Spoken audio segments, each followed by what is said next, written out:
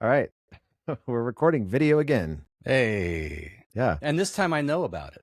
Yeah. I wasn't just told after the fact. You look way better this week than you did last week. I'm wearing my good Lost Dharma Initiative. That's right. Shirt. Do you have a bad Dharma Initiative shirt? They're both the same shirt. Hmm. Most of my shirts, most of my around the house shirts are just stuff people gave me, you know? Yeah. Yeah. I have a stack of around the house shirts, and then I have my t-shirts that I hang up that I wear to go out. Yeah. Yeah. And as soon as something gets a little like grease stain on it or a little hole or anything, and I love that shirt, it goes into the at home stack. I saw some meme years ago that was talking about men, men's clothing. See the hole in this one? Yeah. This is why it's a home shirt. Yeah. It was like talking about like the evolution of men's clothing. And it's like, you get a shirt and you like it and it's a nice shirt, but then it gets a little bit of stain. And so it becomes your around the house shirt. Yeah. Then it gets a little bit too threadbare. And so it becomes your yard work shirt. Like I wear this when I'm mowing the lawn. And then when it's too much for that, it becomes just a rag. You use it to like wipe up stains and like, turpentine or whatever. Yeah. And so it's like one shirt will last like 50 years. Yeah. Just in varying stages of usefulness. Yeah. Yeah. I love it.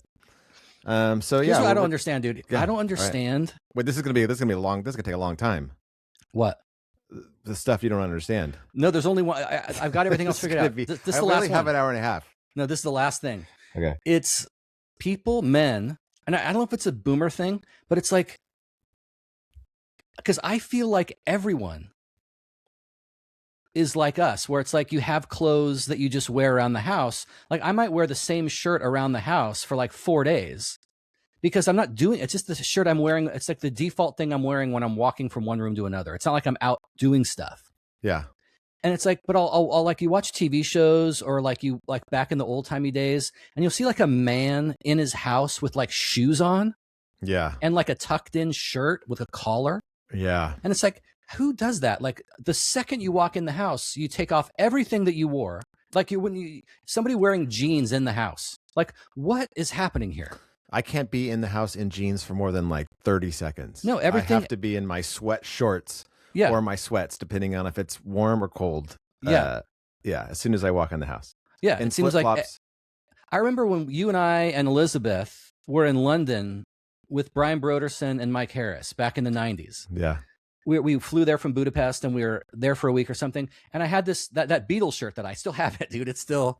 That's crazy. How funny. This was the shirt I was wearing on my 18th birthday in the pictures of me on my 18th birthday. Yeah. It's a shirt I also was wearing in London in the mid 90s. And in London, you were probably talking about it like, dude, this is the same shirt that I was wearing on my 18th birthday. Yeah. And this is 30 years ago. Yeah. So 30 years later. But I remember Brian was like, dude, don't you have more than one shirt? Because I was wearing that shirt around the house. Yeah. And I'm like, yeah, but like, I don't wear this out. I put it on when we're all here. Yeah. But it's just, apparently this is weird to people. To me, it's so normal. No. Yeah. I'll bring when I go on a trip, I'll bring like 2 house shirts and I'll just wear those the whole time when I'm at home or wherever I'm staying, Yeah. Like I get into the house, I put that on because I'm only wearing it for like 5 hours during the evenings. So it can last me 3 or 4 days because, I'm not like going out sweating in it. Yeah. I don't need to wash it every day. So, yeah. And so I have like one drawer of clothing is full of shirts that are just around the house shirts, but I never get to the bottom ones because I do laundry when my laundry basket is a basket that's the right size to fit on the top shelf of my closet. Yeah. And so when that gets full, that's when I do laundry. Yeah. And so it'll have like 5 around the house shirts in it. But like once I wash those and put them back in the drawer, the ones below them never get worn. Yeah. So I still have some. That's how I know, both on the rack where I have hangers and the stack where I keep my house shirts. Mm-hmm. That's how I know when it's time for me to clean out my closet. I'm like, okay, I can now go from down to here. These are the shirts I wear most often. And you can just go down to the bottom ones. I haven't worn those in like a year. Same on the, I always put the shirt after I wear it and put it away, hang it up on the very right. And so stuff just gets automatically pushed to the left. Yeah, same. It's like, I could take the 30 shirts that are from the left most to the right and throw them away and I would never even notice. Yeah. Like if I'm going to put on an outside shirt, like a going out t-shirt. Yeah. Like in my closet, everything, when I'm hanging up clean clothing, I hang it up on the right side. Yeah. And so if I take it from the right side, I know it's never been worn since it's been washed. But if I put it on for a few hours, but I don't spill anything on it or sweat in it, and I take it off, I'm not going to throw it in the laundry because it's not dirty, but I'll hang it up on the very right. Yeah. And so if I'm going to go do laundry, I'll take a look at the shirts on the right being like, I'm going to wash these or not, you know, but it's like, I have a total, like, I know exactly. In fact, you know, Yanni in Hungary in Esztergom. Yeah. Somebody was telling me about him that he washes his shirts and folds them and stacks them. Yeah. And he just wears the same like 8 shirts in a row. Yeah. So if he's wearing the green shirt, it's a Wednesday. And if you're wearing the green shirt, I know that you're wearing the blue shirt tomorrow because that's the one next on the bottom of the stack. I love it. And he just cycles through in order. Yeah. It's his whole life. So smart. Yeah. Dude, so being efficient. a man is the best. You know? Yeah. That's good. It must be hard being a woman where you have to convince yourself that you need to buy a new $1,000 dress to that event because if someone sees you and wearing the same one you wore last spring, which is not even true. I will say that I have a really hard time getting dressed when I want to look good. Like a really hard time.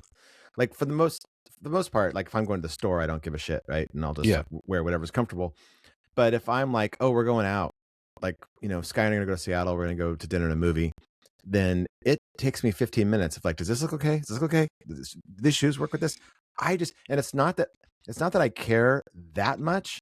It's that I really honestly I get in my head and I'd be like, these shoes look ridiculous with these pants, don't they? They look so stupid, right? You can't wear this color with this color. And then it doesn't help that all the color rules are changing. Like you used to not be able to wear blue with black or black with brown. And now black and brown are totally acceptable. I have a bunch of shoes now that are black and brown. It's really confusing. Speaking of black and brown, have you seen that Asian guy on Instagram and TikTok who's like super monotone and he'll just be narrating stuff randomly, but it sounds like he's just making it up. And this one he's talking, it's like video of like an octopus like trying to like catch a shark or something. Yeah. And he's like, what's going on in this video? We're not meant to know. But you know why? Because this is like fish business. It's none of our business. Yeah, there's like Earth business. There's like stuff on Earth that we should be paying attention to, not what this octopus is doing. Like, for example, pants. How baggy are they supposed to be? I don't know. I know they're supposed to be a little bit baggier than they were before, but this is the stuff that we should be worried about, not what this octopus is doing. I'm like, dude, I love this guy. That's great. Dude, did I send you that black chick talking about Christianity? Yeah. Dude, I'm going to play it.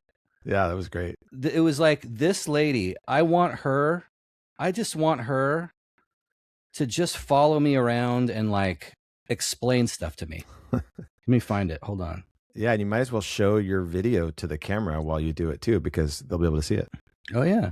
We're going to try something later where we actually play a video that would normally be an audio file, and I download it as a video file so we could change it or show it if you're watching video. How's it going? Good. Oh, here it is. But I have to hold it up to the mic. Okay. Let me make sure I got some volume. God loves you so much that he will burn you up for not loving him back. And it's pretty simple, actually, because he created you as a sinner because he loves you and he hates sin. Okay? So he decided what was a sin and then put it inside you. And then you got to get it out, right?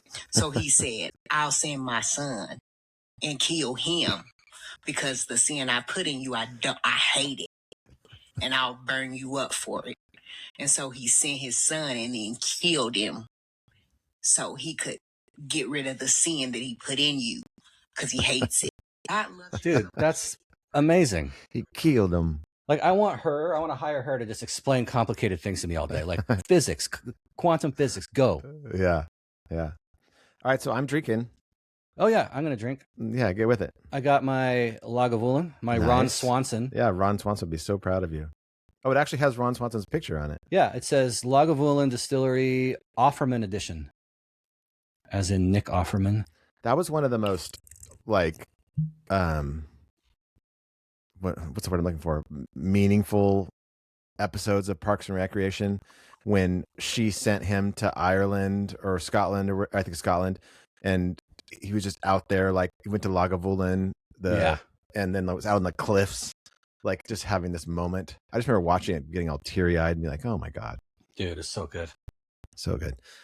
All right. Now that we've got a drink, and cheers, Jason. Cheers. Cheers. Clink. Let's get started. I'm Jason. And I'm Christian. And you're listening or watching Drunk Ex-Pastors.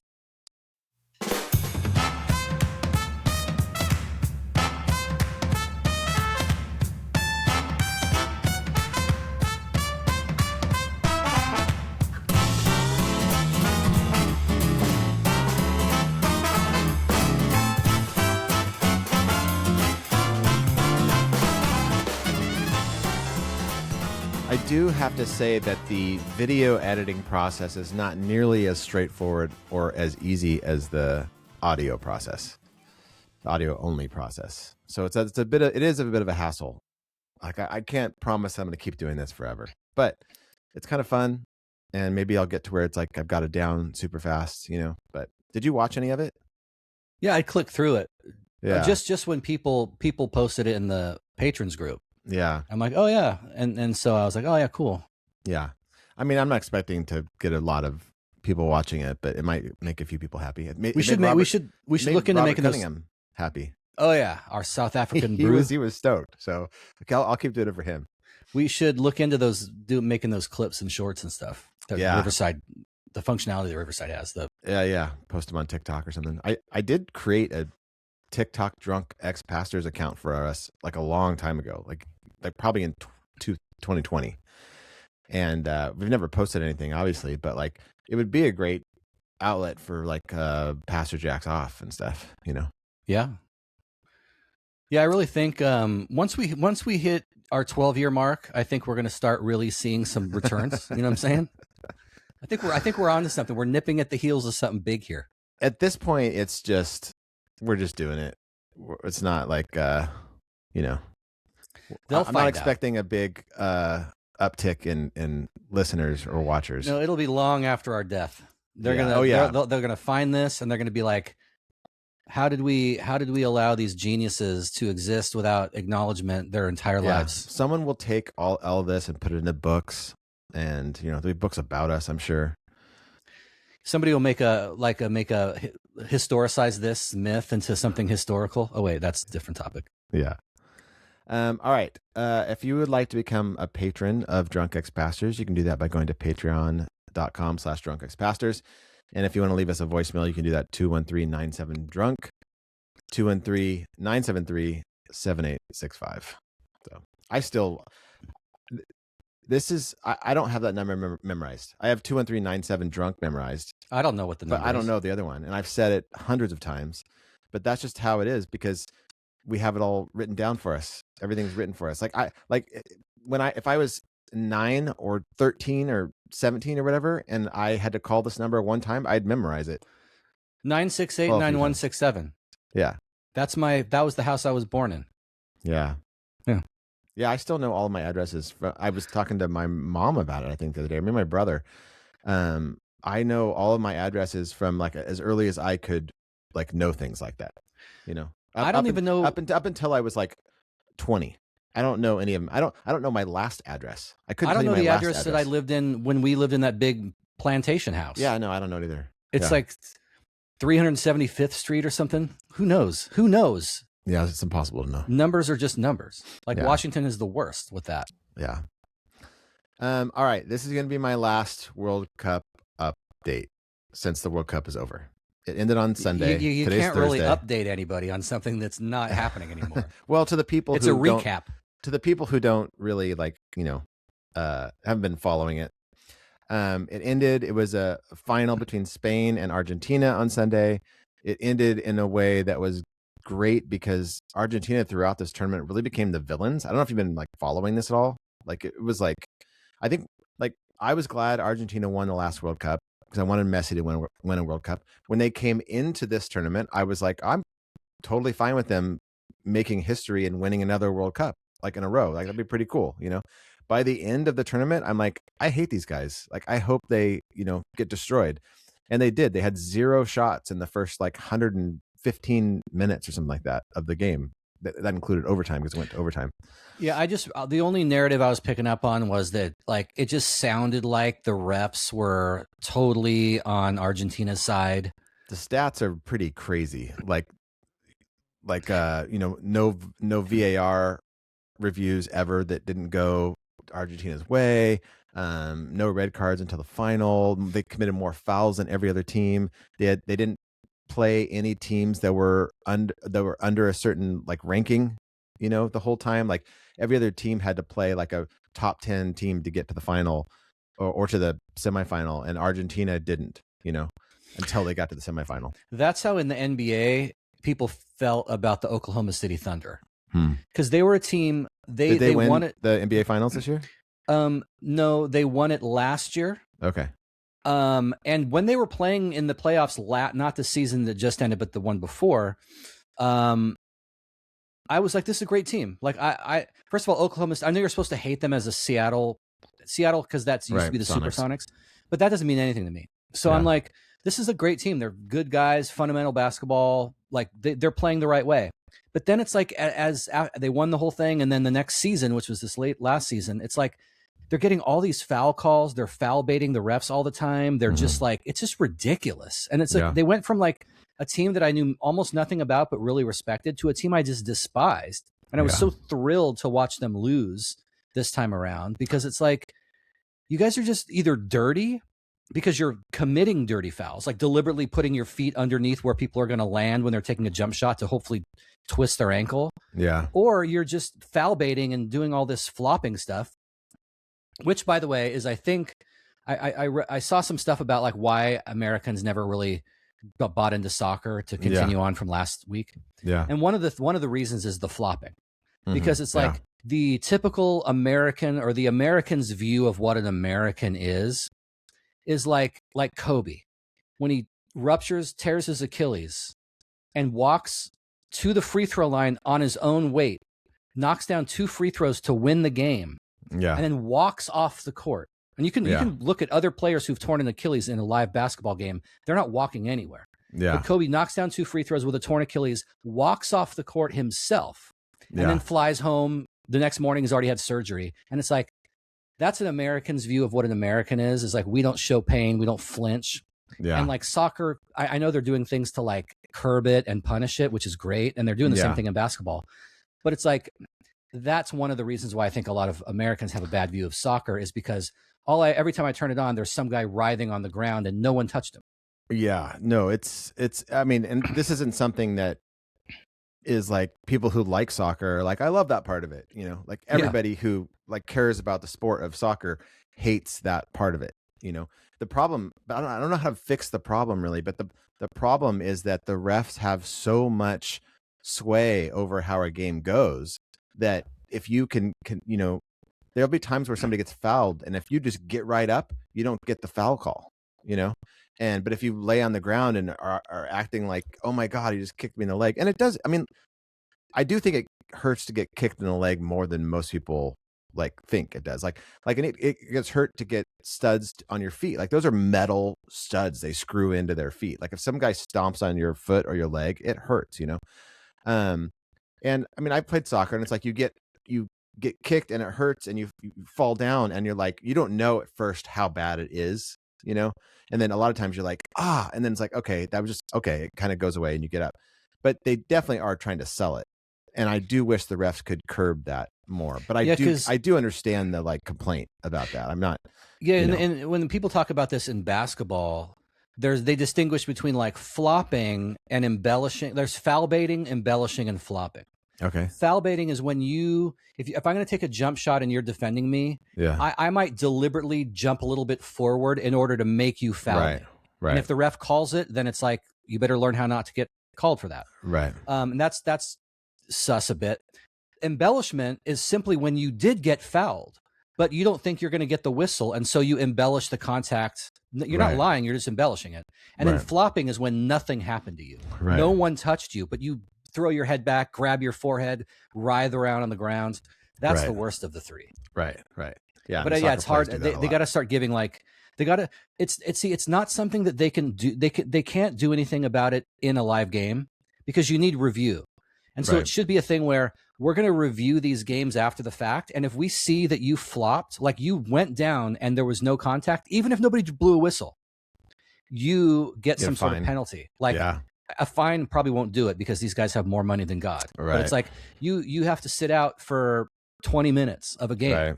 Right. Because you fell down and writhed around, and when no one noticed, you popped back up and ran down there and started playing soccer again. So it's like, we saw it. We can't call it in live because we don't know. Yeah. You know? Yeah, I agree. I think that would be good. Anyway, Argentina became the villains. Spain, who I always like, Spain is always one of my favorite teams. So I was really happy they made it to the final. I said that whoever wins the Spain-France game is going to win the World Cup, and that's what happened. But they just play so great, and they just like destroyed Argentina. They had 20 shots to Argentina's 0 shots, I think, at the end of the game. They finally got a great goal. They had a goal that was disallowed. That was some bullshit disallowed, goal for Argentina. I'm not a conspiracy theorist in this, that I think that there was some kind of conspiracy. I think there might be like some kind of like a bias towards a returning champion, maybe, where it's like, oh, well, you won last time, you must be really good and everything. But I don't think they're that great. They're definitely not going to be good without Messi.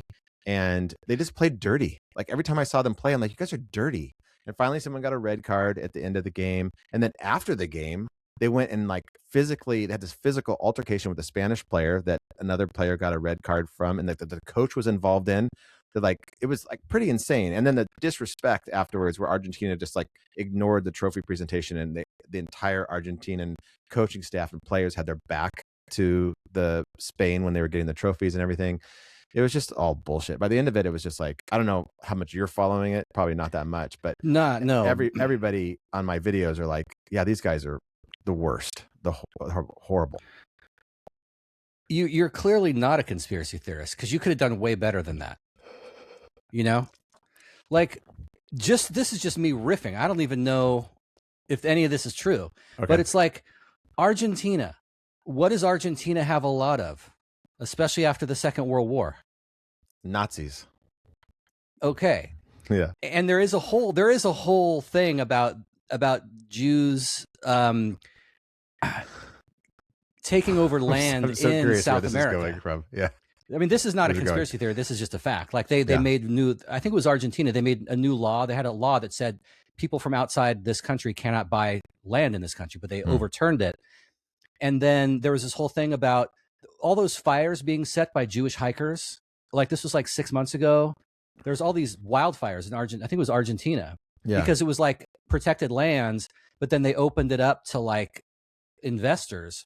And so you could have done, there's got to be something that has to, like, is the owner of the team, is the president of Argentina's last name like Feldman or Goldstein or something? There's something. The president of Mexico is Jewish. I'm sure there's the president of Mexico is Jewish, right? No, I didn't know. Yeah, that. She's like, her name is like Anita Tenenbaum or something. She was on the dais when they were giving out the medals to the Argentinian and the Spanish players after the game. They're doing something. They're a shifty bunch. I don't know if you've seen the video of Trump not getting off the stage when Spain was, because after, it's a tradition that when the team wins the World Cup, they go up on this dais. They're all like up there together.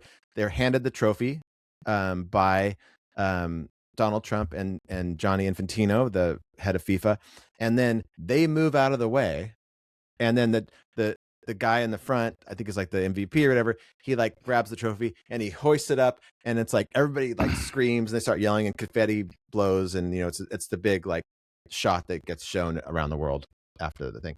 Well, Trump goes with Infantino, hands the trophy to the guy, and then he's supposed to just walk off to the left. And instead, he just starts hanging out, like shaking hands, people telling him, good job. And you can see the players' faces. It's so funny. The players are like, get the fuck out of the way, right? Like the one guy who has the trophy is like pushing Donald Trump along, like, all right, come on, like move.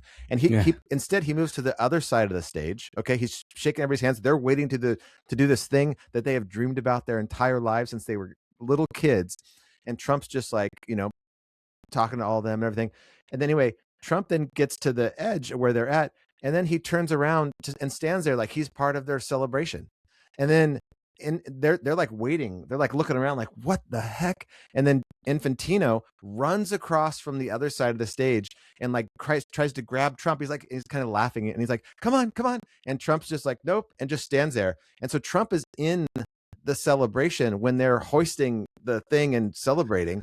And then finally, after they've done that, he like goes, all right, walks off. But it was like, we're watching it on Sunday going, move, get out of the way. Like, I can see Biden doing that, but Biden would have been doing it as like a demented guy, because he would wander around like a Roomba, like hitting stuff. And like, whereas like Trump, it's like, I'm sure he knew he was pissing in their cereal, I don't know. It's the craziest maybe he was thing. Clueless too, but he seems like the kind of person who would deliberately insert himself, whereas Biden would have been like accidentally not knowing where to be. Right. Well, so have you seen this thing with the Lionel Messi, who was everybody knows Messi. He was one of the he's the best player on Argentina. He's considered to be the GOAT, the greatest of all time in soccer circles. But there's another new kid who just turned 19 during the World Cup. His name is Lamine Yamal. And is he the black guy? He's the black guy. Yeah, dude, I heard about this. Yeah. So there is a photo that came up, and I wish I had the video of it to show it right now. But I do have audio about it. But it is a photo of, it's going to sound weird phrasing it this way. It's a photo of Messi in 2007 bathing Lamine Yamal. And it's like Lamine's a little black baby. He's like 6 months old, and he's sitting in a little like tub, and Messi's like sitting there next to the tub.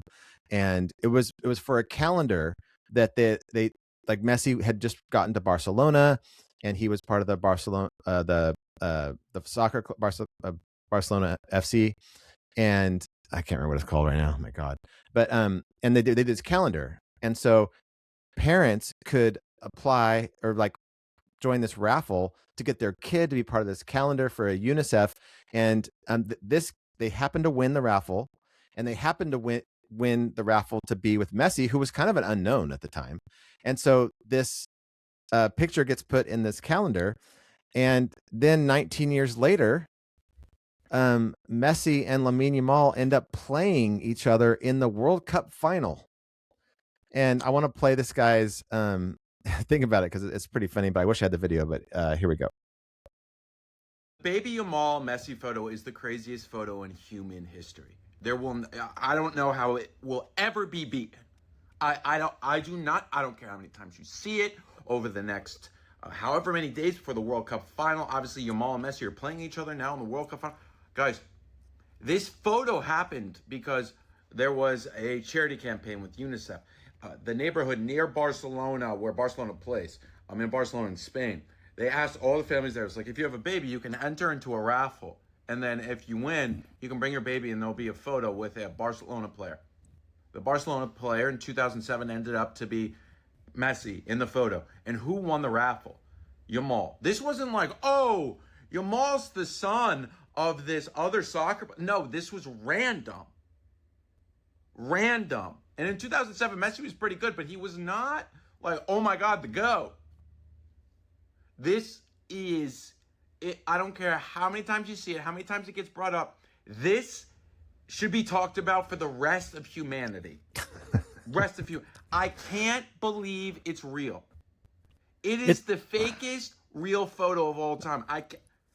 It's probably not real. Like, all you'd have to do is say, has to run the chances on this. It's the chances of. It has to be close to like. Is it over yet? -0. It's over now. Yeah. It's like filling the state of Texas knee deep with silver dollars and marking one of them. So shuffling the coins and then picking it at random. So a mathematician did do the chances of this, of like, because you've got to think about everything. First of all, you have to win the raffle. Secondly, you have to get Messi. Third, you have to be interested in soccer. Secondly, you have to be so good that you make it into the national team. Then your national team has to be so good that you make it into the World Cup. Okay. You have to just be savvy enough at marketing to see a picture of Messi with a black baby and say, like, that could be hey, anybody. This is that guy. Yeah. And then you have to, both players have to end up being good enough. It's not even a matter of being good enough. Like, it's like, you could be a great player. You could be Zlatan Ibrahimovic, but you play for Sweden. who's never going to make it to the World Cup final, right? So you have to not only be one of the best players in the world, you have to be one of the best players in the world and play for a team that is good enough to make the World Cup. But then you have to be lucky enough. Like it's not always the best team that makes it to the end of the world. It's just like it is mind blowing. And some mathematician did the odds on it. It's like 100 to 1 at least. It was 1 in 6. I think it was 678 trillion. 1 in 678 trillion. What's going on? We can see you now. We're watching video of you. Why does it say Proto-Arc keyboard? It said disconnected. I don't know. Do you hit the space bar and it said it's connected? Yeah, this mathematician that calculated the odds said it was 1 in 678 trillion. It's almost as crazy as the whole story of like the little baby and the Nirvana album cover was actually Kurt Cobain. Dude, there's more of a chance of that than of this. Did you hear that kid tried to sue Nirvana? Like recently, yeah. Like a few years ago, he was like, "I never got any. I didn't get consent." Yeah, it's like, dude, nice try. Yeah, nice try. You get nothing. Yeah. Anyway, all right. I got one more. I'm gonna play the video. This is about the World Cup. I'm glad this is video because actually I wasn't gonna play it, and then I was like, oh, I can play a video. Let's do it. It's very interesting. I do want to say, like, I've talked about the World Cup a lot. I've been on here for this is my fourth World Cup since we've been doing the podcast. I know third because we started right after the one in 2014. But I obviously love it. It was like I can't tell you what it did to my heart to have it be here in the States and have people get into it. Like more Americans watched the World Cup final than have ever watched any baseball game in all history. Like there's never been a time where more Americans have watched any baseball game than they watched the World Cup. I'm not comparing the sports like one is better than the other. I'm just saying like it warmed my heart to have people get into it. I'm sure a lot of people will never watch another soccer game ever. It would be hard. I could empathize with you. Like it would be like if my favorite band were just a band that everyone loved except the people who live around me and just haven't heard of them. I'd be like, but everyone else loves them. Yeah, well, we're not everyone else. Well, yeah, but you should listen to them too. Why? So we can be just like everyone else. Yeah, I get how that would be like isolating. It was just like, oh my God. One of the moments where I'm like, I'm so glad I had this moment before I die. Like just so glad. But it was more like than you that could just die now and you'd be like, as far as all of us are concerned, I'm fine. You know, take totally. them. Nobody would care.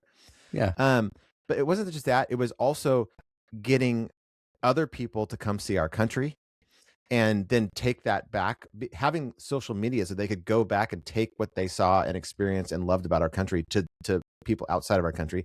But it was also getting people in America to see people from other countries and other cultures and being like, oh my God, we love these people. Oh, the Norwegians with their row and the Scottish people in Boston.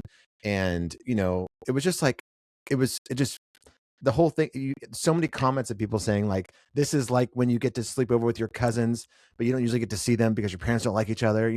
It's like that's totally how it felt. One of the things I liked about it was the foreigners saying like, I'm never going to criticize Americans for not traveling again. Right. Because I had no idea it was this big. Right. I had no idea it was this big. I had no idea that you could drive for like 40 hours and still be in the same country. And it may as well be a whole different country because like Nevada and Vermont are like totally different. And they're beautiful. Yeah. So I think Europeans think like, as ridiculous as it would be to be from Finland and never leave Finland, that's how ridiculous Americans are if they've never left America. But now they understand like, no, this is like its own continent. Right. With like 50 different countries in it. Yeah. It was really great. So when I play this video, I'm going to play it mostly because I'm interested to see how this works with the video. But also this guy, he does these drawings and he draws he draws it and then he talks over afterwards with the narration. But the drawings are so good and so interesting. And he has a bunch of them on the World Cup. But this was one I happened across. This is reminding me of a channel that I know about, but I highly doubt it's the same. Really?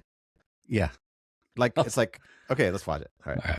About a month ago, something unexpected happened, where in Kansas, a French phrase became a breakout Google search. 1, 2, 3, Vive l'Algérie, as the nation had made Lawrence, Kansas their home for the next 30 days, and the local population welcomed them with open arms. In isolation, it could look quite small, but it was actually a sign of something much bigger going on, because as the tournament unfolded, you could see these random searches popping up everywhere. Bagpipe lessons spiked in Boston, a Viking row chant spiked by 560% on June 23rd, and haggis hit all-time highs, each one different, but each one still telling the same story. People were getting curious about the world around them. As the matches began to ramp up, so did curiosity about how the game works. What is a hat trick? What is the offside rule? Why do they add extra time? All questions that have never been searched more than they were this month. Some fans had been watching the tournament for 80 years, and some had never seen a full match before, but everyone wanted to learn and be involved. And that doesn't just mean watching the games. Searches began to shift from how does this work to how do I do this? So things like club soccer teams near me, youth soccer camps near me, and soccer leagues for adults near me, all spiking over 5,000%. That's beyond casual interest. That's people taking action and wanting to play. There were hundreds of moments just like this, and when we zoom out, we can see what they all added up to. This chart shows the last 22 years of Google searches in the US, with the line representing anything containing soccer indexed to 100 as the max. You'll see every year has its rhythm with the pro seasons, but every 4 years you see these spikes. First in 2006, 2010, and 2014, smaller bumps in 2018 and 22, and then on the far right is this year, almost doubling the peaks from the last 2 decades, and proving that soccer has never been searched more in the history of Google. More than 20 countries hit all-time highs in global search interest. Cabo Verde, Curacao, Senegal, Scotland, DR Congo, countries that have never been more on the map than this month. People from all over the world filling the streets, strangers celebrating together, and millions of new fans being created. No spreadsheet or trend line can fully capture that, but the patterns in our search bars give us a glimpse of something that won't soon be forgotten. On the surface, you may think most people were typing in questions about the game, but for many, what they were really searching for was a deeper connection with one another.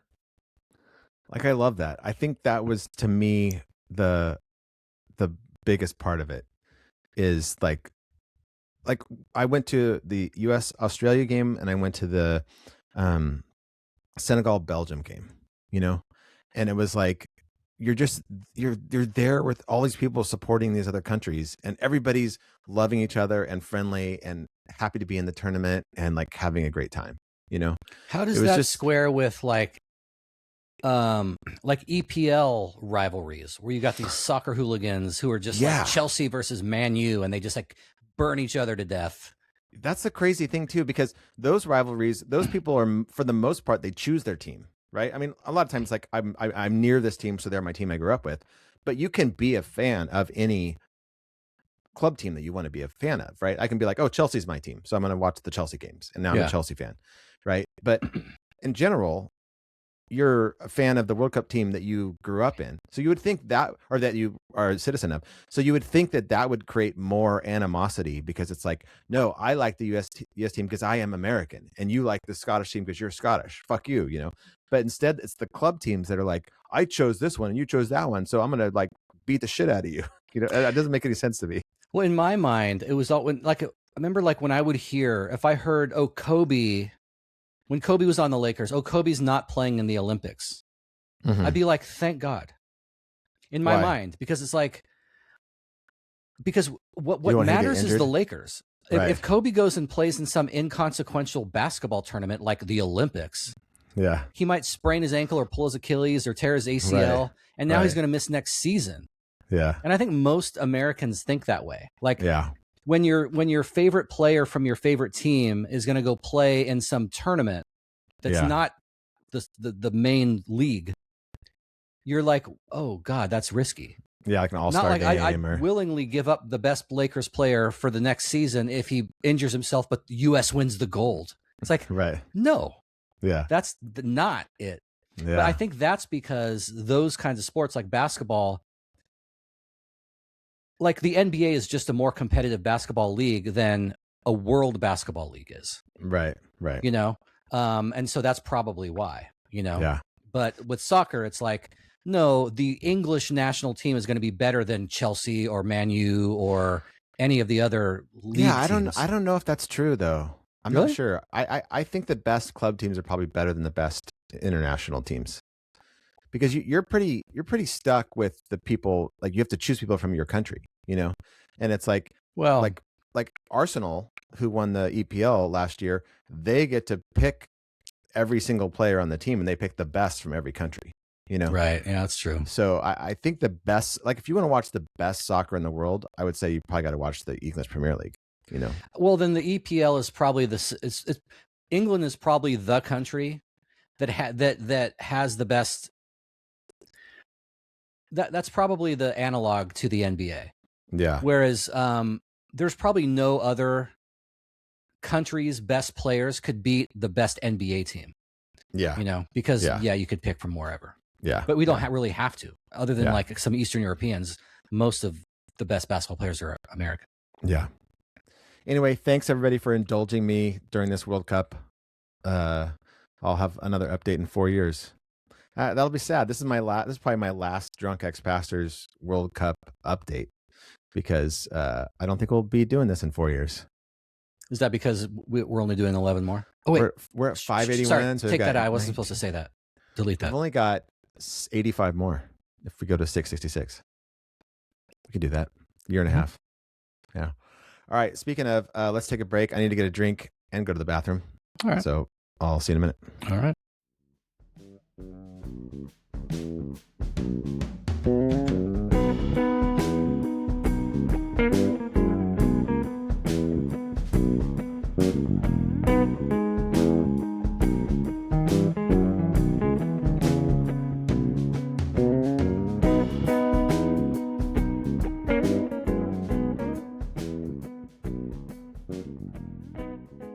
Dude, we've only talked about 2 things so far. All right. So what about Pete Rollins? He is in town for 3 weeks doing a series of events on Sunday nights in LA. He just popped up in my TikTok for the first time ever, like the other day. Does he doing any? I know he has a TikTok, but I didn't think he was put any content on it. Yeah. He's probably promoting this. So did you talk to him? No, I didn't talk to him at the event. I emailed him the other day. But because I'll be back on this Sunday. I'm going to go back, and Samer from Al Qaeda is going to go with me. Yeah. And then I'm going to go back the following Sunday. So 3 in a row. But it's like this thing he calls Church of the Contradiction. Yeah. It's like, it's cool. It's like in this warehouse in LA, and it's basically like a liturgy. A legacy in a ragamuffin band. Yes. Yeah. Nice. That's intended to sort of lean into this idea that like, his whole message is the tyranny of happiness. Mm-hmm. The idolatrous message of the gospel that says that God will take away all your sorrow, all your pain, all your lack, he'll take away all the ambiguity, and everything will be nice and easy, and you'll be certain about everything. And so he's created this, like these liturgical elements that all sort of give expression to that idea that like the gospel is not that you will have all your emptiness taken away. The gospel is that you're free from the need to have that happen in the first place. It's really cool. And I wrote him, and I'm like, dude, like this is kind of like what I want to also be doing. So like, if you want to have a conversation about where this is headed and like what your future plans are for this, like, I mean, all ears, because like this is some cool stuff. Did he respond? Not yet. Yeah. Remind him that we pretty much made him who he is by having him on our podcast years ago. Well, I deliberately replied to his last email to me was in response to us talking about Drunk Ex Pastors. Yeah. And so I deliberately replied to that, so I didn't have to like because I'm sure he probably remembers me, but like maybe 60% chance he does, but I'm sure he has a million people talking to him and interviewing him all the time. Yeah. So it's like I like to try to like think we're his favorite though. Well, I want to give him a chance to be like, "Oh yeah, I know you." Yeah. Rather than me going like, "Remember me? Remember?" Or not even bringing up the fact that we know each other. It's like, "No, I'll just make it easy for you to make that connection." That'd be better anyway. If you guys end up talking and then 10 minutes later he's like, "I know you." And then it's like, "I've never seen you in my life." Right. Yeah. Yeah. Well, the last time I wrote, or one of the times I wrote him, I actually pasted the picture of the 3 of us I'm like, oh, here's us. That's me on the left. If you forgot, you know. Yeah. Yeah. Just because I think like I'm not famous, but but at periods of my life when I am talking to a lot of people, it's like I want like if there's a possibility I'm going to recognize you, I want to be given the chance to, because I know it'll make you happy, you know. And so I try to like I'm giving you the chance to remember me. Yeah. Yeah. I want to apologize in advance for drinking all of these. Oh, those are mine. But I will have more here for you. I might have some actual Diet Cokes here for you when you get here in 2 weeks. Less than 2 weeks. 13 days. I've narrowed down what movie I'm going to make you watch to 2 movies. Last of the Mohicans. Uh-huh. And probably like, what's that alien Hypergenesis Prometheus. or Prometheus? Yeah. No. I need to get a dedicated bottle of bourbon. Yeah. If we're going to start drinking again. Yeah. Yeah. I'd rather just drink straight. And I mean, the only bourbon I have is like top shelf, and there's like just a little bit left in each bottle. Yeah. I did not feel like drinking today at all. So I do want the people who are listening to know that I did this for them. Because I like drank the last 2 nights. I haven't been drinking hardly at all, but like a lot the last few weeks though. I don't know what's going on. What are the 2 movies? Yeah, Last of the Mohicans, which for a long time I've wanted you to see. And then the other one is The Prestige by Christopher Nolan. I've seen that. You've seen it? Yeah. Well, then it's Last of the Mohicans. Yeah, I remember. I don't remember anything about it. I don't. Hugh Jackman and Christian Bale. Yeah, I remember it. I know that Fiona loved it, and so I think I watched it with Fiona. Yeah. And it's just one of those movies. Like now, 98% of all movies fall into this category of like, yeah, I think I liked it at the time. If you held a gun to my head and gave me 60 seconds to remember literally anything about it, I'd be dead in 60 seconds because I can't tell you a single thing. And so until you said that, who's the second guy you said besides Christian Bale? Yeah, until you said his name, I didn't even know he was in it. It's like some Hugh Jackman movie set in the 1800s, like Victorian England. Yeah, he's a magician. It's one of these movies that I saw in the theater and I thought that was pretty good. And then I saw it because I like Christopher Nolan, because this was, I think it came out in the 2000s at some point, but he made Memento, which I love, right? And so I went and saw it. I'm like, oh, it was pretty good. It was like a good movie about 2 magicians, you know? And then over the years, I just keep hearing this movie's a masterpiece. And so I'm like, I gotta go back and watch it again. And I watched it a couple of years ago. I'm like, oh yeah, it like really sticks with you. It's like, okay, you know, I get why this is considered to be one of his best movies. But I think I do think it's like a little bit underrated. I think it's really good. So that's what made me think of it. But if you've seen it, then we'll watch Last of the Mohicans, because I've been wanting to watch Last of the Mohicans with you for years. Or actually, let me rephrase that. I've been wanting you to see it for years. I didn't care if I watched it with you or not. But now I'm realizing You've realized you're just not ever going to do it unless I force you into it. There's only one way this is going to happen. Right. Right. It's kind of like rape, you know? Like I've wanted consensual. I don't think it is. I've wanted consensual relations with you for a long time, but I've since concluded that there's only one way this is going to go down. Yeah. You know? Yeah. No, anyway. So speaking of movies, I saw 2 movies in the last week at the theater. One was The Invite with Seth Rogen, Olivia Wilde, Edward Norton, and Penelope Cruz. Do you remember what I used to say about Penelope Cruz? No, just that you never thought she was attractive and didn't understand why people thought she was attractive. I didn't just think she wasn't attractive. I thought she was ugly. I used to say that she looks like she fell out of the ugly tree and hit every branch on the way down. That surprises me, because that sounds like something I would say. Yeah. Because you love Sofia Vergara. And you typically like those more like full-figured, busty, curvy women. Voluptuous. Yeah. And both of them fall into that category, just like Kim Kardashian does. I've always not been into that.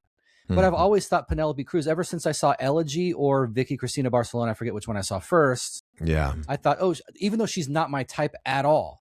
Yeah. But I always thought, oh, but for the type that she is, she's one of the best ones of those. Yeah. You know? I don't picture her being voluptuous. I picture her being like pretty skinny. Have you seen those memes that are just so messed up? It'll show some like hot model who's like 110 pounds, just incredible, like no body fat. And it'll say like, the caption will say, send this to all your female friends. And the caption on the meme itself says, you know, I'm just going to say it. Sometimes I like when they're a little bit plus size like this, you know, like it's cool when they have little bit of extra weight on their frame. Are you sure these aren't memes that you made and put out there? That's totally your sense of humor. As soon as your sense of humor. I think I refrained from actually forwarding them on to anybody because that's like pretty mean, but it's hilarious. But it is your sense of humor. Yeah. Yeah. And I the first time I thought she was cute was Vicky Cristina Barcelona. And I'm like, oh, okay, all right, I kind of get her appeal. She's cute. She's got her accent. She speaks Spanish, blah, blah, stuff. And she was kissing Scarlett Johansson in a dark room. That doesn't hurt. Yeah, that does not hurt her case.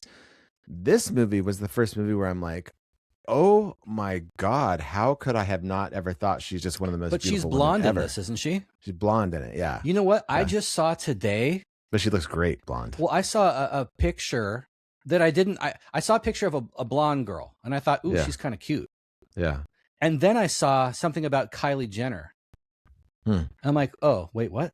And I'm like, oh, is that Kylie Jenner with blonde hair? And I actually clicked on it so I could enlarge it. I'm like, oh, that is Kylie Jenner with blonde hair. And but I immediately, for the first time ever, like I thought if it had just been Kylie Jenner with her normal hair, I would have just scrolled past it. Yeah. So maybe gentlemen do prefer blondes. Yeah. Well, Sky sent me a Facebook reel or a TikTok of a bunch of video of Penelope Cruz from the last like 25 years, you know, and it was just somebody just doting on her and putting this video together and everything. And I'm like, oh, now I'm looking back and I think she's cute in every single one from like Vanilla Sky on, you know. I'm just like, oh yeah, she's really cute. Anyway, that's not my point. The movie was fantastic. Definitely my favorite movie I've seen in a while. It's about two couples. There's only 4 people in the movie. It reminds me of a combination of 2 movies I have seen. The Apartment.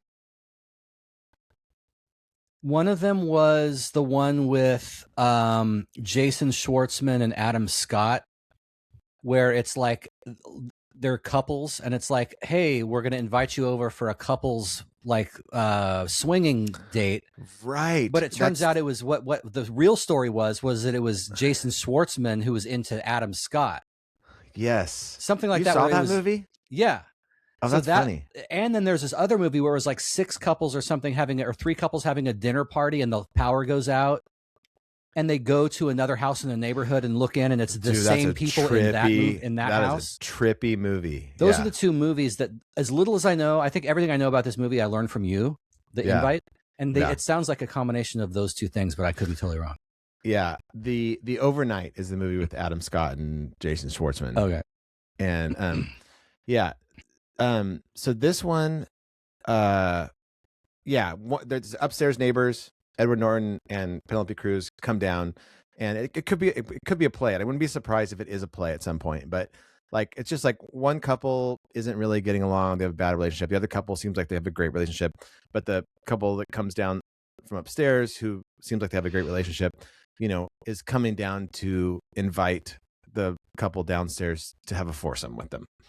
And, you know, I knew that being like a kind of mainstream movie, you know, that it's not going to be about that necessarily. It's going to be about something else. But I loved it. I was worried it was going to be like, I was worried it was going to be one of 2 things. One is that like, oh my God, we should all be having foursomes because this is great. Or that it was going to be like, nobody should ever be doing this, you know, but it wasn't either one of those. It was just like an exploration of relationships. And of course, you know, bringing this up in the relationship, you know, brought up a bunch of other stuff. And it was just like, it was genius. It was brilliant. I loved it. And there's a scene where Edward Norton, I listened to Edward Norton on who's the other guy? Expert, Seth Rogen. Okay. And you know who Seth Rogen is? Yeah, he seems like the outlier. Like it seems like whoever's the wife married to him would be like, yeah, they're not going to want to do it because of you, because you're the ugly one out of the 4 of us. Well, there's a scene when they invite them, and there's this funny moment where he's like, "Me too," Like he's like, can't believe it. He's like, you know? Yeah, totally. But what was I saying about it? About how you expected it to be one of two extremes, but it wasn't. Yeah, and it wasn't. Just kind of an exploration of their relationships. And I listened to Edward Norton on Armchair Expert, and which was a great interview. I loved it. It was I heard some clip from that was super interesting. I can't remember it right now, but something where Edward Norton was disagreeing with some really like established premise of that everyone believes in, and he was like, I don't buy that at all. Was it something about seeing a shrink or something? I don't know. It was something where he was taking a very unorthodox view, which I think I happen to agree with. I was like, oh, that's cool. Yeah, I really liked him listening to this interview. I mean, you can't really know somebody from that, but anyway, Edward Norton, I guess there's one kind of scene. It's kind of like one of the climaxes of the movies where they couldn't quite figure it out. You know, Olivia Wilde directed this, and I guess she's real open to collaboration and stuff. And he's like, hey, I think I've been working on something. I think I got something, for this. It's like this really like kind of emotional scene, this kind of soliloquy he's giving. And he was like, do you want to try it? And she's like, yeah. She's like, don't tell me what it is. Don't tell any of us. Just do it. Like in the scene, So I heard this beforehand. So I knew this coming into it, which was kind of fun because I'm like, oh, this is the scene where he's going to get to deliver a speech right now that nobody has ever heard in the cast. Did he just give the same speech from American History X? No, that would have been crazy. Yeah. And he's like, it's like talking about immigrants. Yeah. He's like tearing up and it's emotional. And you're like, and then I don't want to give anything away and I won't give anything away, but like Seth Rogen's response to it was just responding to it, but in this like kind of almost profane way. And so it's like, I knew from hearing him talk about it, that all the reactions of them being filmed in this were all just their reactions of their characters in the moment. Nobody knew what anybody was going to do, It was fun to see it, but I thought it was great. Like so great. My fear is that people won't see it because they're like, oh, I don't want to see a swinger movie. I'm like, it's not a swinger movie. It's like I'd rather watch that than Last of the Mohicans. Because if there's no more Mohicans, then what's the point of learning about the last one? No, there's a last one. Don't you want to know about the last one? Yeah, but it's like now that's over. So like there's no more. I'm so nervous to watch The Last of the Mohicans with you because what if at the end you're like, yeah, it's kind of stupid. I'm excited because it's going to be amazing. Like every single frame is going to be like Oscar worthy. The music, the acting, every single thing about every detail. That's another thing too, is I saw it in like 1992 or 1993. Is it that old? Yeah. So it's like, is it going to be like one of those movies that you had to see at the time? Like St. Elmo's Fire. Exactly. That's exactly what I was thinking. Like, don't try to go watch that now. If you've never seen it, even if you're from that time. I did. I watched it in the last couple of years. I'd never seen it before. It's garbage, right? Yeah. It was weird. But then you watch Breakfast Club. You're like, that one was good. But it's like, that's probably because I saw that one. Yeah. Back then. Yeah. So the other movie I saw, Jason, I know you're super excited to talk about it, is The Odyssey.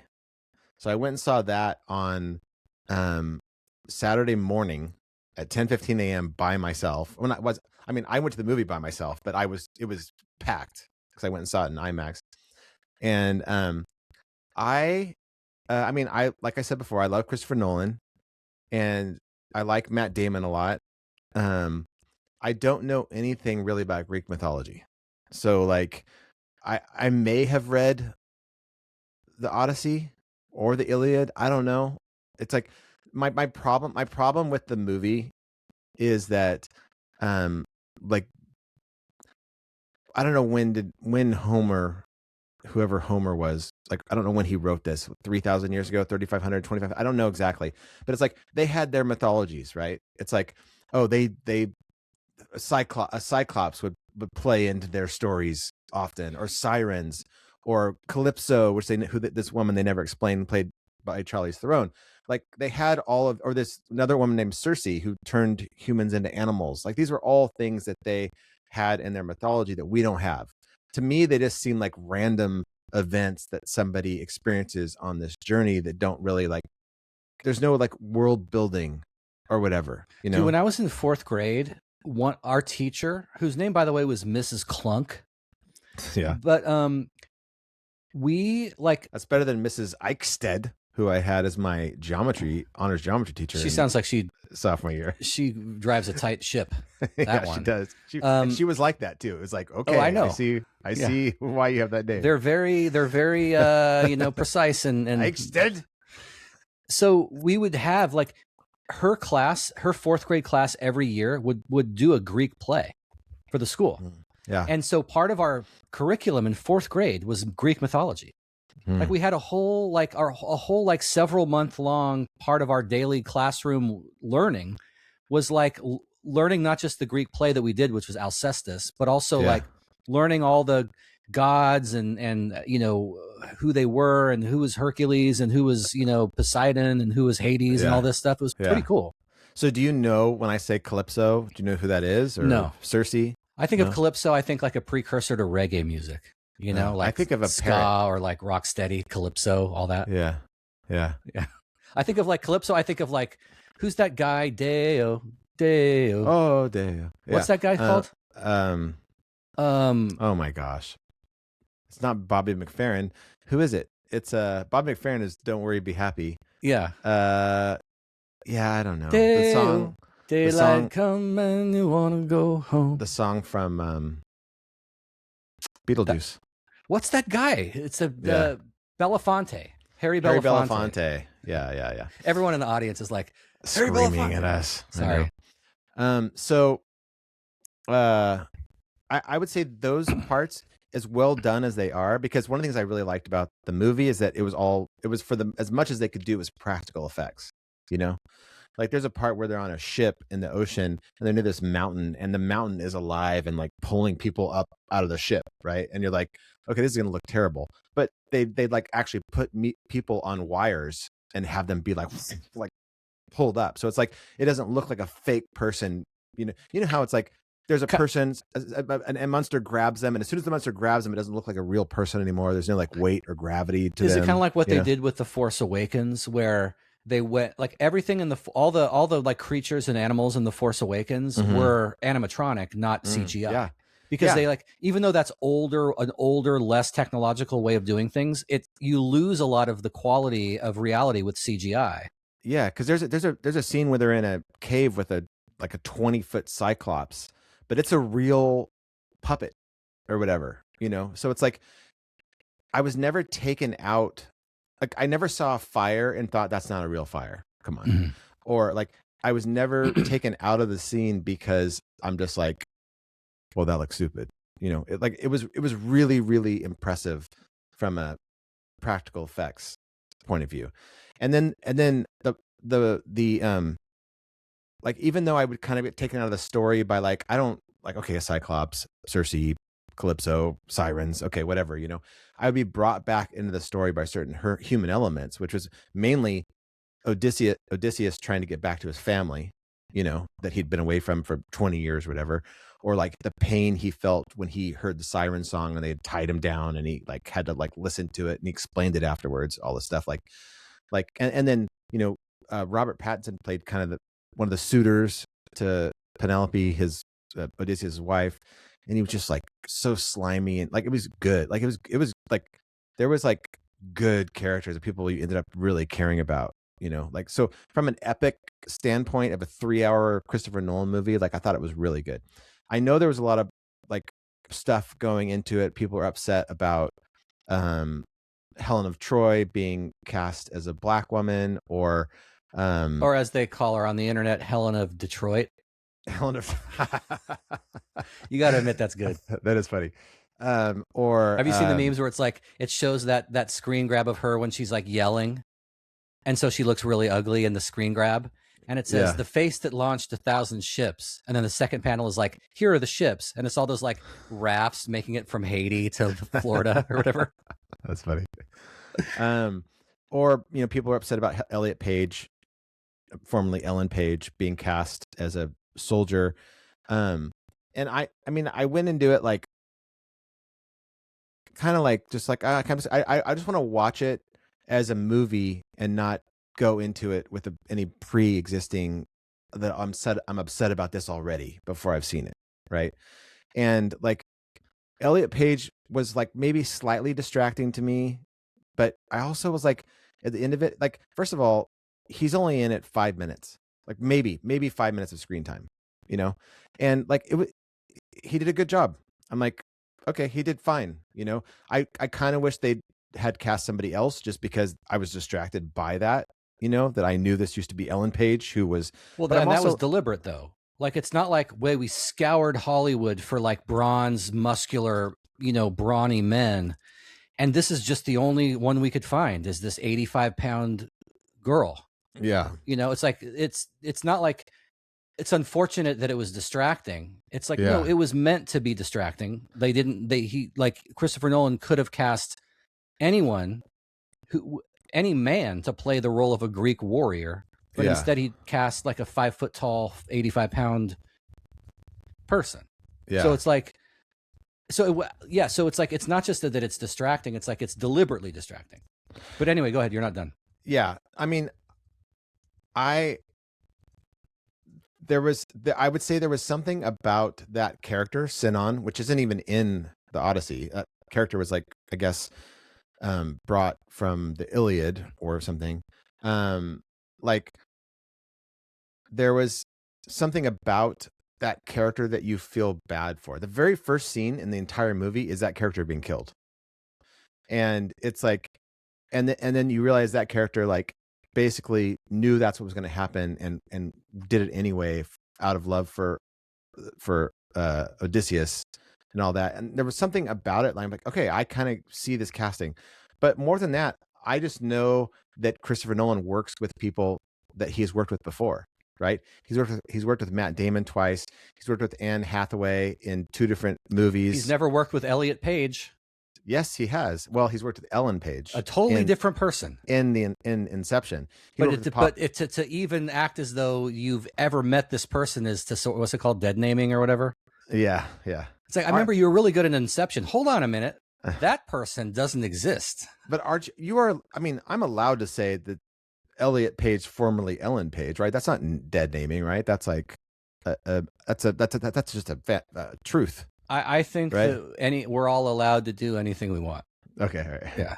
Yeah. Robert Pattinson was in Tenet. Like, there's something in me that goes like, he probably was just like, I worked with Elliot Page when he was Ellen Page and had a good experience, and I think she'd be great for this.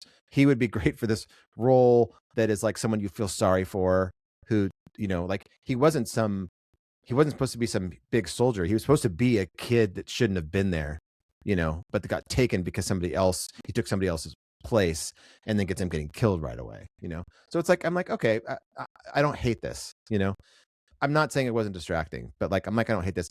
I didn't care at all about what's her name? Lupita Nyong'o being Helen of Troy. Like, that didn't affect me like one bit at all. Like, as far as being distracting. I mean, yeah, no, I'm not gonna get into that. But the movie, like as a whole, like if I just went to it not even knowing anything politically about it, you know, I walked out going like, that was good. I felt stuff in it. Like, I'm like, you know, I cared by the end what was happening. You know, I like, there's a scene, like, can you give a spoiler alert for the Odyssey? Like, I mean, it's 3,000 years old. Yeah, it only just came out 3,500 years ago. Yeah. Okay. I'm going to tell you something about it that actually is from the Odyssey. Okay. So this isn't a spoiler alert if you know the story. Towards the end, Matt Damon ends up fighting off like, I don't know, 50 people. Right. And I'm watching the movie going like, oh, Jesus, like a scene where some guy is fighting 100 people that all want to kill him, but they're coming at him one by one. Yeah. You know? And I'm like, God, I hate this. Why are we doing this? And then one of the first things I looked up when I got home is like, is this in the Odyssey? And it's like, yes, this is exactly what happens in the Odyssey. He like fights off all these people. I'm like, well, okay, all right. I guess you had to put that in there. But they did it as well as they could do it. But I mean, as like Matt Damon's performance was incredible. You know, some of these, they did a really good job with the feel of it. You felt like you're watching like Greek mythology. I don't know how to explain it. There was a movie called The Green Knight that came out like 6 years ago. It was about Sir Gawain and the Green Knight. I don't know if you remember that story. They had the same feel to me of like, oh, this is like a dream almost, You know, that's kind of how the movie felt. Like this is like a dream a little bit.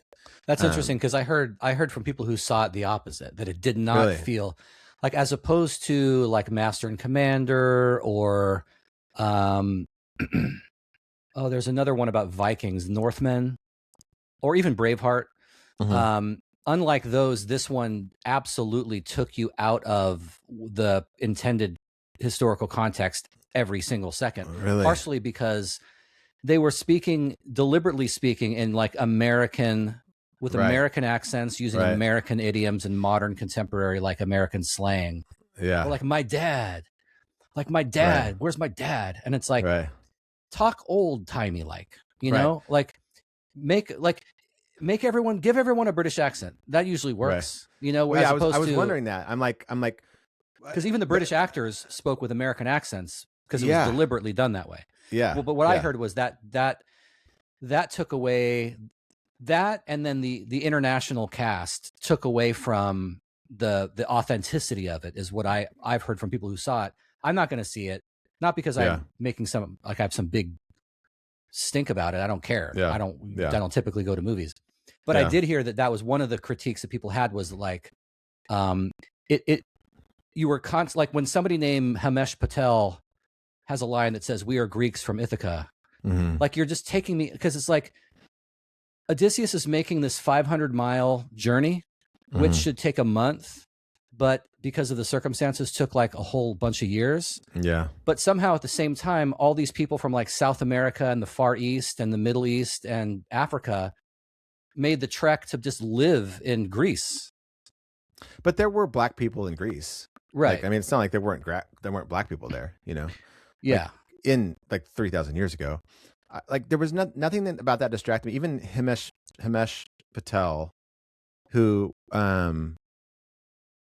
was also in Tenet, another person that Christopher Nolan worked with again, and if you want to see his best movie, it's Yesterday, about the Beatles. That was that was Christopher Nolan. No, that's that the guy Himesh, from that movie. Yeah, oh. Yeah. I also liked him in Silicon Valley and The Night Of. No, The Life of Pi. That's Dev Patel in The Night Of. That's not Split And Hairs. It's what's his name? Mohinder Patel. Oh my God. I don't know. One of the Patels. They're all Patels. Anyway, like I was never looking at him going like he doesn't belong there. You know, it wasn't like, it was just like. But then they also, I don't know. I feel like nobody is going. You know what another movie was that was another take on the Odyssey? Oh, Brother, Where Art Thou? Oh, Brother, Where Art Thou? And nobody's going like, it's George Clooney. Come on, he's not Greek or whatever, you know? Like, I was kind of like that. This is one of the probably the only point I wanted to make. Other than, well, I have another point that's like, I have a question, but yeah, like, as little as I care and as little as I've seen the trailer and I've seen some commentary on this, so I'm not an expert at all. Yeah, but it's like, it seems like either go all the way in one direction or all the way in another. Like Hamilton. Like go full on apocalypto, Mel Gibson, where you're like, we're going to make a movie about Mayans 500 years ago. So we're going to cast Mayans and they're going to speak Mayan the whole time. Yeah. Or do Baz Luhrmann Romeo and Juliet, where you're taking it out of Venice, Italy and putting it in Venice Beach, California in the 90s, but they're all California kids speaking Shakespearean English. Right. But when it's like, are you either make it clear that you're trying to do some artistic, bold, daring, subversive take on the Odyssey, like Baz Luhrmann did with Romeo and Juliet, or West Side Story with Romeo and Juliet, or make it woodenly literal and make it, you know, we're going to like bend over backwards the way they did with Moana or with Black Panther, you know, in the press leading up to those movies, they said like, we spared no expense and bent over backwards painstakingly to make sure that we like made everything authentically South Pacific or Polynesian or African as we could. Yeah. Whereas this seems like it was like, which one are you doing? The cast of this movie looks like just a random swath of people in downtown LA in 2026. Yeah. Like you've got a black rapper, you've got a trans woman, you've got some Mexicans and some Indians and some white people. So it's like, the feedback I've heard is that it was a bit confusing in that way. Like you're not doing like a full on like subversive take on it. Yeah. But you're also not doing an authentic take on it. You're doing something, and that's what makes it smack of like preachiness. Mm-hmm. And that's one of my big issues, whether it's from the right or from the left. I've talked about this a lot. Like when I watch Yellowstone, I love Yellowstone, but I do get distracted by the preachiness from Taylor Sheridan, which is preachiness from the right, in the same way that I feel distracted when I watch The Pit or The Diplomat when I'm being preached at from the other side. Yeah. And it's like, I understand that everything, for the most part, unless you're making Apocalypto, like Mel Gibson, where there's no preachiness because I don't speak Mayan. Right. But it's like, I just don't like when I'm feeling like there's an agenda here and I'm being propagandized. Even if I agree with what the propaganda and the agenda is, when I notice it, it distracts me. And that's what I feel I'm going to, like, if I were to go spend 3 hours watching this movie, I'd feel like, oh my gosh, like I'm just being, like, this is just so far from daring, like taking 20th century contemporary liberal values and shoehorning them into a 3,000-year-old Greek epic is just like the least daring thing you could do. Yeah. Like it's the most obvious expected thing, like making Snow White a South American girl. Right. Like they did with What's-Her-Face. Yeah. You know, and it's like that. I think that would be my issue, is like, I just, when I'm being lectured to or being like manipulated, I just notice it and it like offends me. Yeah. Yeah. But it offends me from both sides. I have a couple more things I want to say about it, and then we can move on. Okay. All right. So I think two things I'm thinking about this. One is that I just feel like it's like a random thing to say you either have to commit this way or commit that way. What if like I do think Christopher Nolan is a genius. Like he's like one of my favorite directors ever. Doesn't mean I'm going to love everything he does. Like I didn't like Tenet, you know, like I've watched it like 3 times trying to like it and I can't. But like, what if that's his thing? Like even in the Greek times, I was reading about how the Greek people themselves would have their own like fan fiction about the Odyssey. Like there was a Greek play that was about the Odyssey, but it's all from the point of view of the people of Troy. You know, it's like they just all did their own like versions of it, and it was all like, well, people did fan fiction about Jesus, like the Gospel of Mark. Right, exactly. But it was all like oral, you know, tradition for so long, and I just feel like this is just how he wanted to make it, and it's like, okay.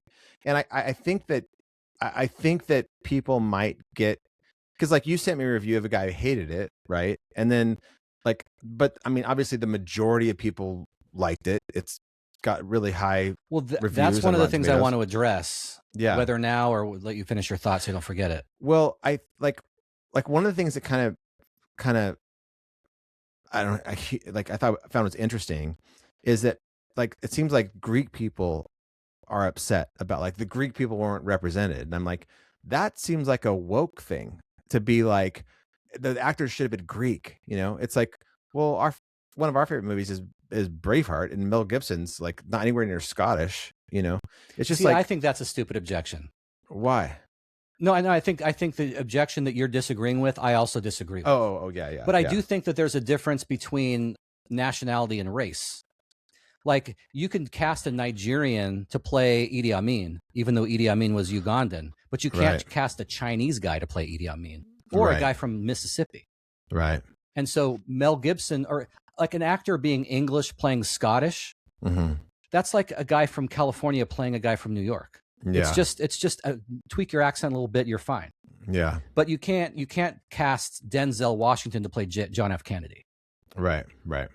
But you can cast Denzel Washington to play Haile Selassie because they're both. But you can. African. I mean, you can do like Hamilton, right? And you cast everybody as black, even though it's about. Yeah, that was a bold move, but it's like that's a consistent. Like once you see the cast of Hamilton, like if the Odyssey seems like if only Thomas Jefferson was the only black guy in Hamilton, you'd be like, what the fuck is this? Yeah. Like what happened? You ran out of pasty looking British guys? Like, yeah. Whereas so yeah. I feel like my attitude is like, I don't care if you cast all black people or all white people. I care if the movie is well done and makes me feel something. It's like that. I think that's how I went into it. And I do think that like it's one of those movies that if you go into it with a critical attitude, there's probably tons of stuff you could criticize, you know? And if you go into it being like, I want to be entertained, make me feel something and care about these characters, then you can find that too, you know? Yeah. But I want to talk about the ending a little bit with you, or towards the end of it. I'm not going to, I don't know. It's so hard to not say spoiler alert, but like they did, like Christopher Nolan did give a twist on the story that I really thought was like so brilliant towards the end. And I want to talk about it. So if you don't want to hear about it, don't listen to the next 5 minutes, but like, or 3 minutes, however long it'll take. Like the whole movie, you're thinking that, Matt Damon as Odysseus, he's the one who came up with the whole idea of the Trojan horse, right? Which they brought into Troy. And then the Ithacan soldiers got in the horse, and then at nighttime they snuck out, and then they let open the gates, let their soldiers in, and they killed everybody in the town and took it over, right? And the whole time it's just like, oh yeah, you're a hero and you're going back home to your family and you're this genius guy, you know, but like you also get this feeling in the whole movie that, and Matt Damon did great, and the whole time you're just getting this feeling that like he's carrying this weight that is just like so heavy on him. He's trying to get his soldiers home. He cares about them so much, but there's something that's bothering him, you know? And then he gets to the end and he starts talking about this whole thing with the Trojan horse. And it turns out that like one of the big themes in the movie is this thing called Zeus's law. I don't know how real it is. I don't know if it's part of the movie or if it's like a real Greek thing, but the whole idea is like treat a stranger that comes to you as if he were a god, because he could be a Greek god, you know, but it's like the golden rule, basically, like treat that person as you would want to be treated. And his whole thing towards the end, when he's like going through things with his wife, when he, you know, reunites with her, is like, I fucked over Zeus's law. Like I left this gift for the people of Troy that was supposed to be like a symbol of peace, and they brought it into their city, and I let the soldiers in and killed everybody. See, that would distract me if it were me. Really? I thought it was so Well, I heard brilliant about it from someone reviewing the film, talking about like it was inconsistent. Number one, first of all, because if you're a warrior in old-timey days, you're trying to trick your enemy. Like if you're gonna flank them from the left, hopefully you're gonna draw their forces out towards a dummy decoy so that you can, like, you know, come up from behind and surprise them. Like that's tactics. No one feels bad about it. It's war. Right. But then didn't he like murder like a whole bunch of the suitors of Penelope? Yeah, at the end. Yeah. Yeah. So it's like, okay. But they were awful people in the movie. They were horrible people who were like rooting for him to not come back and wanting to kill his son.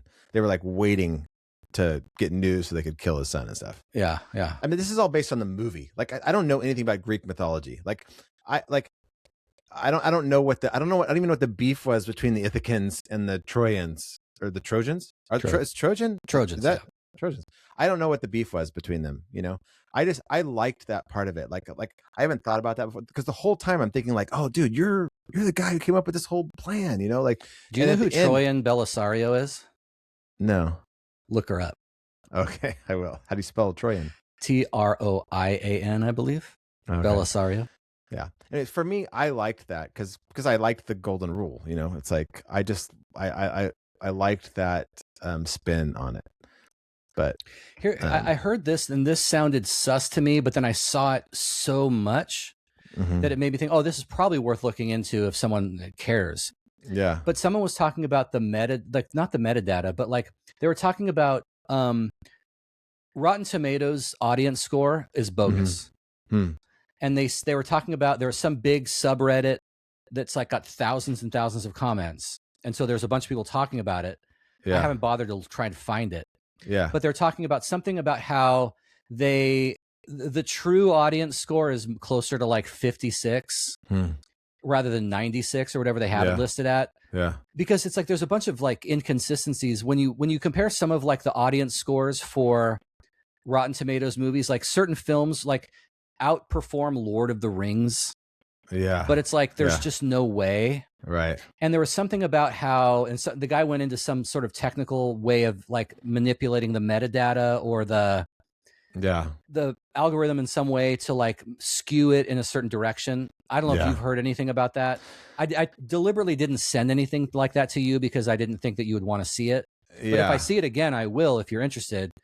Well, I mean, I don't disbelieve that. I think that any politically charged movie, you can't trust the audience score. I think some are more than others. Like, I think if there's a Christian film, or a film that's anti-gay, for example, I think that people who hate that will go and leave poor audience reviews. So like, if a movie is not a politically charged movie, like, I don't know, there's some like Project Hail Mary, right? Like, I completely believe the audience reviews on Oh, that was the other one I thought about watching with you too, is Project Hail Mary.